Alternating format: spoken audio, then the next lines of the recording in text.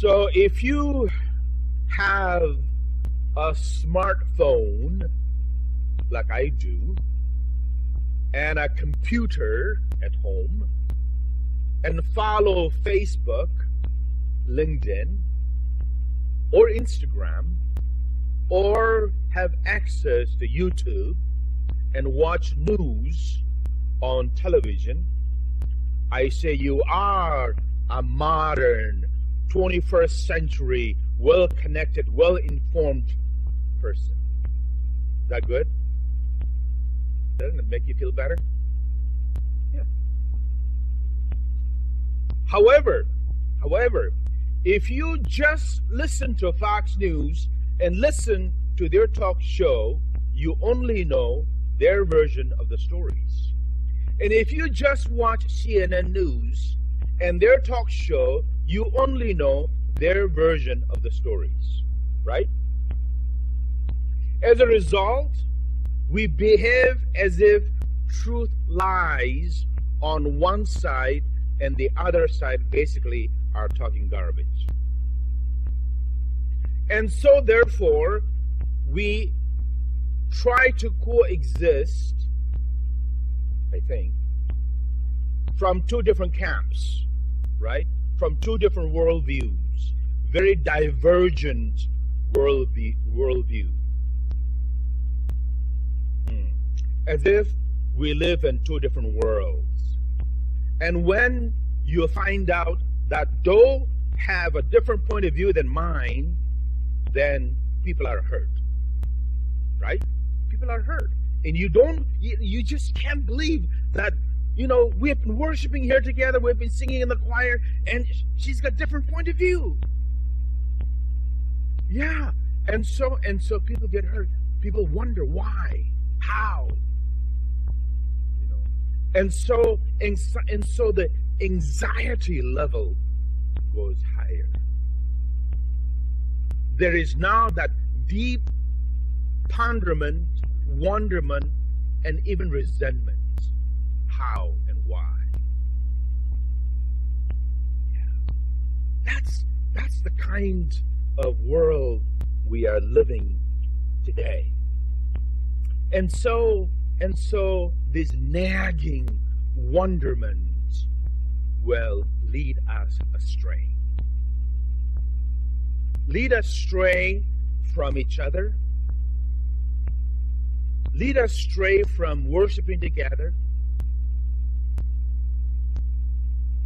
And we may not even choose to do some things together anymore.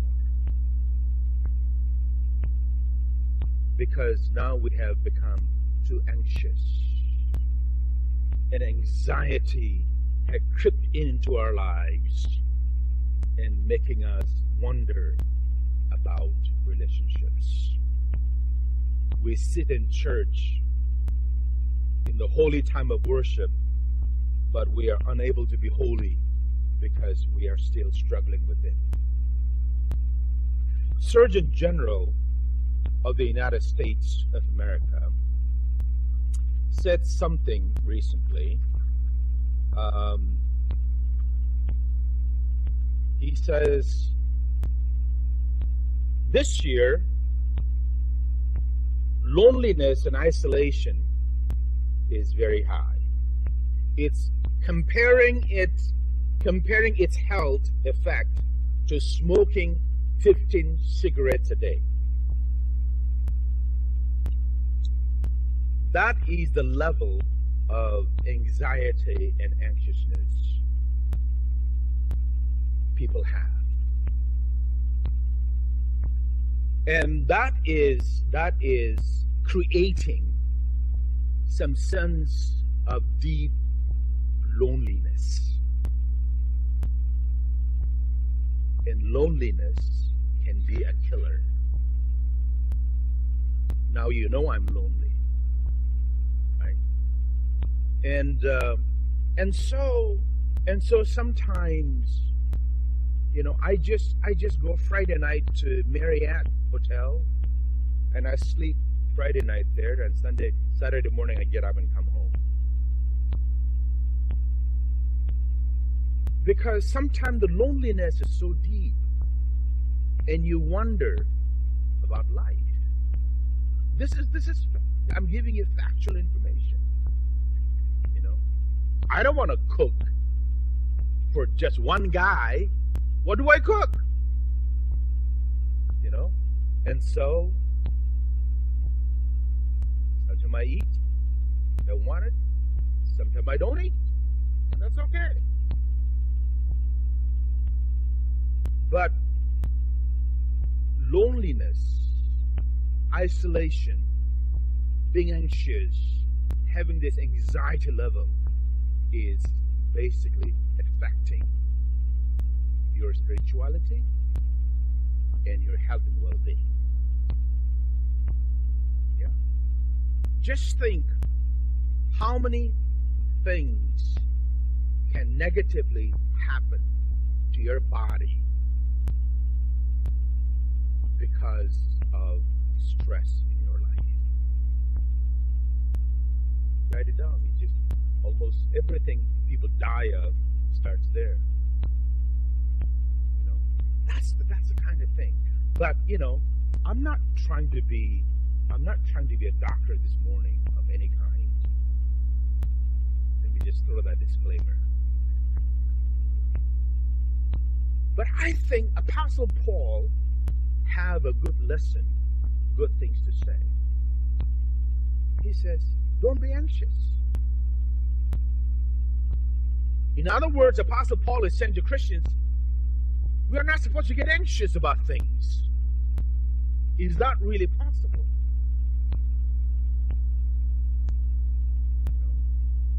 Some element of anxiety is good, because now you're worried about your job interview. That should worry you a little bit. If you have a big exam coming, you're worried. That's a positive worry, right? If you're going to meet your first date, you have a sense of anxiety, how this might go. Those things are positive things, because that helps you to be some introspective about your life, how to behave and be, you know, so that you are not going empty-handed. You are going prepared, have the knowledge and understanding about what this is about. So some element of worry is good. But Apostle Paul is talking about there are worries that is beyond yourself. No matter how much time you spend and wonder about it, that is not going to change one darn thing. Right? And so Apostle Paul is saying to Christians at Philippi. In the preceding chapter, he talked about getting along, accepting one another. We Christians should be good at doing those things, because we are about love. We are about caring for each other. But sometimes, like everybody else, we fall off.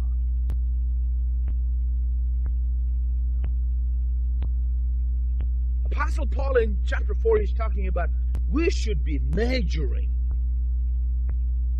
on joy. Christ's joy.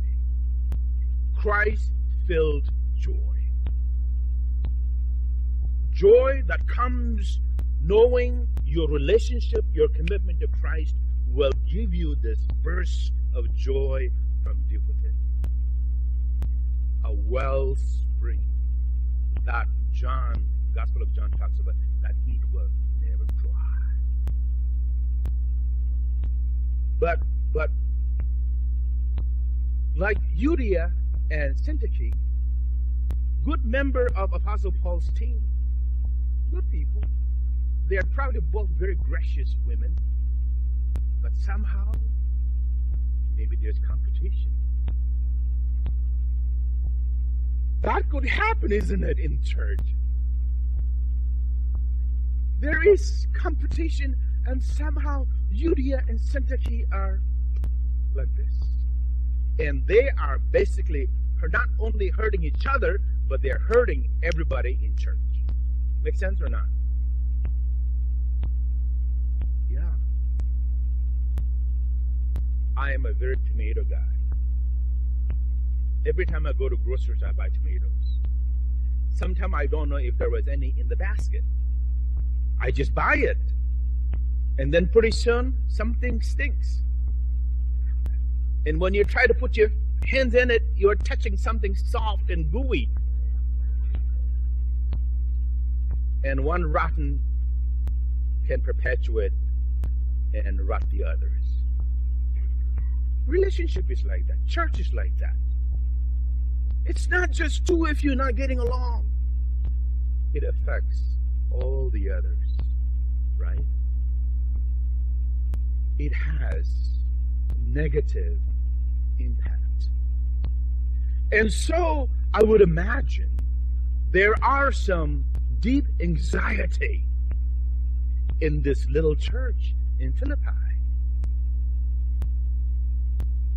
And so Apostle Paul said, you elders, help those two ladies. And then he says, don't be anxious. Don't be anxious. But Apostle Paul's approach is very biblical. It is not psychological. It is not medical. It is purely biblical, based, God-centered approach. Let the peace of God come within you, and let that peace of God operate within you. Am I making sense right now? Yeah, don't major on minor. That's what we do in college, right? You got to major in major things. Don't major on minor. So let the peace of God sit on you, live in you, breathe it. The peace of God will come. There are a couple of things that Apostle Paul talks about. To me, that was interesting. So now I have walked away so far from my notes, I don't know where I'm at. The Greek word for worry is careful. If you just take a couple steps back and just read what's going on.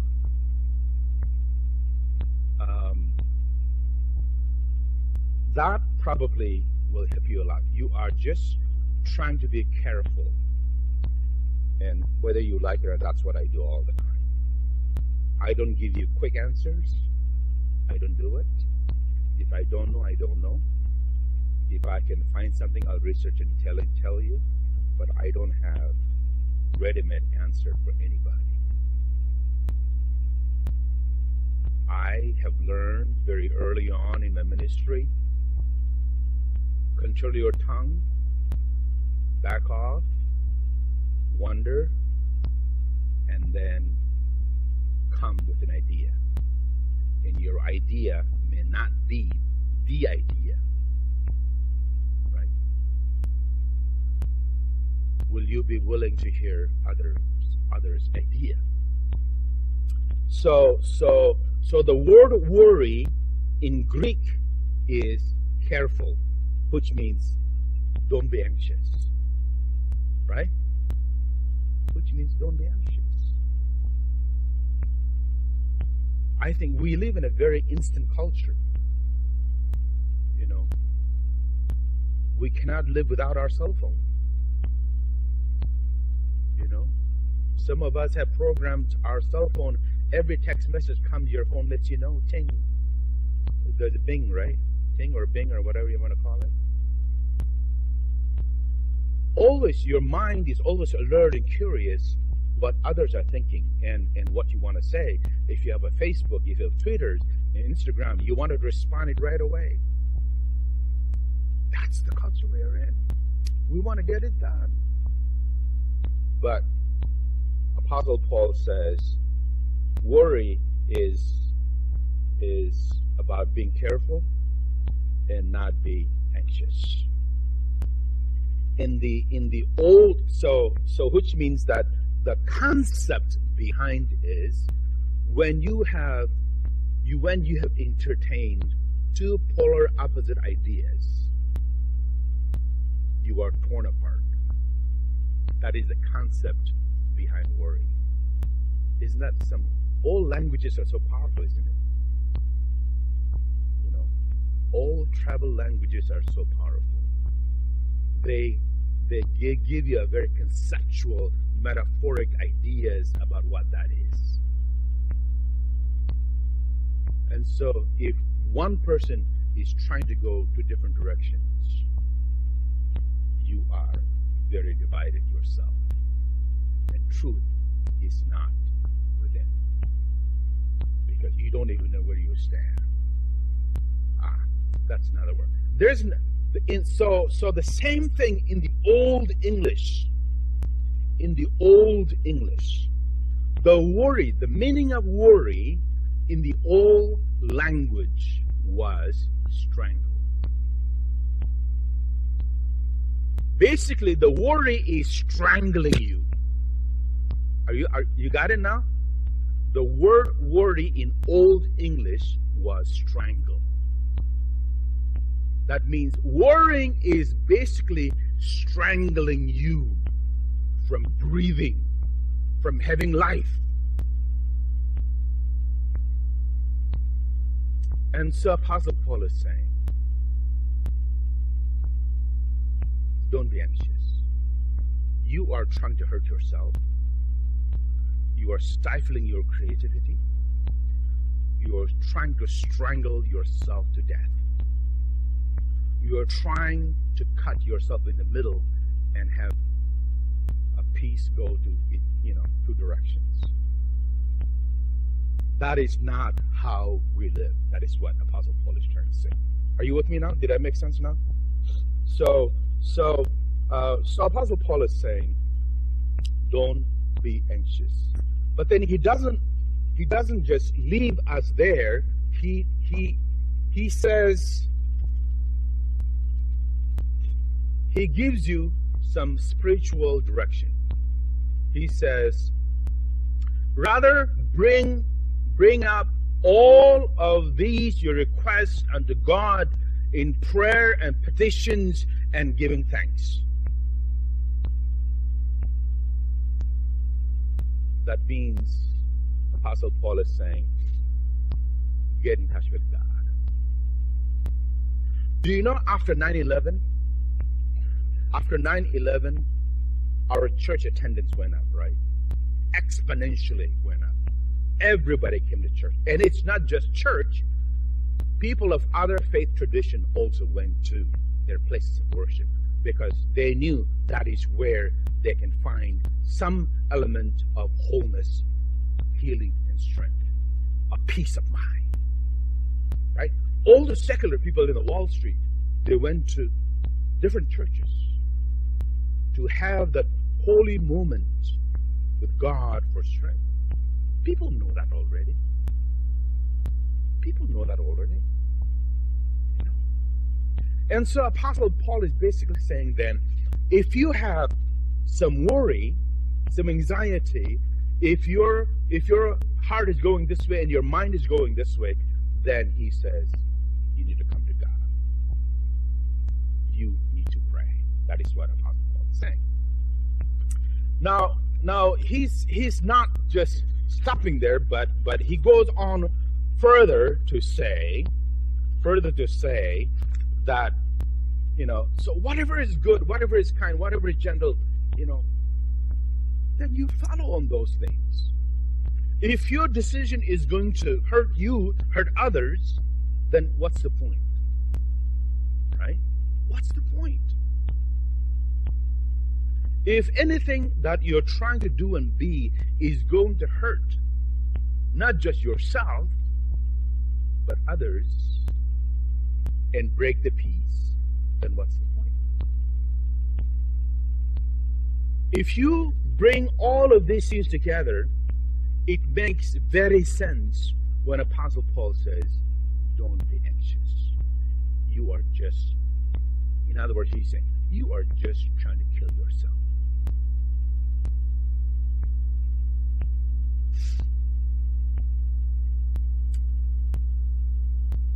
I don't know how many of you watch The Blue Line in Netflix. It's a study on why and how people live longer. And this guy has done studies for the last 20 different years, and he has been visiting different places why people live longer. Okinawa, for example, everybody lives in Okinawa longer than 100 years of age. And therefore, he went and interviewed them what they do. And some of the things was, faith is there, faith element. Prayer, religious. What are some of your religious rituals? And community. And one study says that if you greeted 6 people, endorphin, your life within is a lot better. If you greeted more than 6 people, your chances of being well is even higher. Think about that. Because you're going out of the way and you're greeting people, and when you greet people and when people respond to you, it gives you a different sense of who you are, right? I say, wow. She smiled, he smiled, whatever, And so those kinds of positivism affects the well-being. And therefore, all these Blue Line studies have shown some positive, staying active, not being lonely, not have this constant sense of anxiety in your life, being involved in the community, volunteer your time. All of these things will enhance your health and well-being, and that will grant you longevity in life.